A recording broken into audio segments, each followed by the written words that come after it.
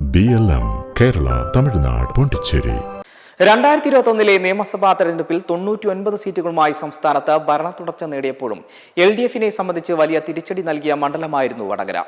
1960 ശേഷം സോഷ്യലിസ്റ്റ് പാർട്ടികൾ മാത്രം വിജയിക്കുന്ന മണ്ഡലം KK രമയിലൂടെ UDF പക്ഷത്ത് ചാഞ്ഞു. RMP സ്ഥാനാർത്ഥിയായി മത്സരിച്ച KK രമയ്ക്ക് UDF പിന്തുണ നൽകുകയായിരുന്നു. LDF-ൽ LJD-ക്ക് വേണ്ടി മത്സരിച്ച മനയത്ത് ചന്ദ്രനെതിരെ 7491 വോട്ടുകൾക്കായിരുന്നു KK രമയുടെ വൻ വിജയം. UDF പിന്തുണയോടെ ഇത്തവണയും KK രമ തന്നെയാകും വടകരയിലെ RMPI സ്ഥാനാർത്ഥി. ലോക്സഭാ തെരഞ്ഞെടുപ്പിലും തദ്ദേശ തെരഞ്ഞെടുപ്പിലും നടത്തിയ മുന്നേറ്റവും UDF-ന് ആശ്വാസ ഘടകങ്ങളാകുന്നുണ്ട്.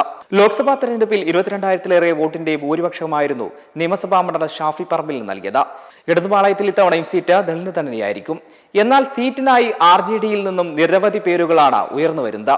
മണ്ഡലം തിരികെ പിടിക്കണമെങ്കിൽ KK ഭാസ്കരൻ സ്ഥാനാർത്ഥിയാകണമെന്നാണ് വലിയൊരു വിഭാഗത്തിന്റെ ആവശ്യം. കഴിഞ്ഞ തവണ പാർട്ടിക്കുള്ളിലുണ്ടായെന്ന് ആരോപിക്കപ്പെടുന്ന പാലം വലിയ ഒരു പരിധിവരെ പരിശോധിക്കാൻ അദ്ദേഹത്തിന് കഴിയുമെന്നും ഇവർ അവകാശപ്പെടുന്നു.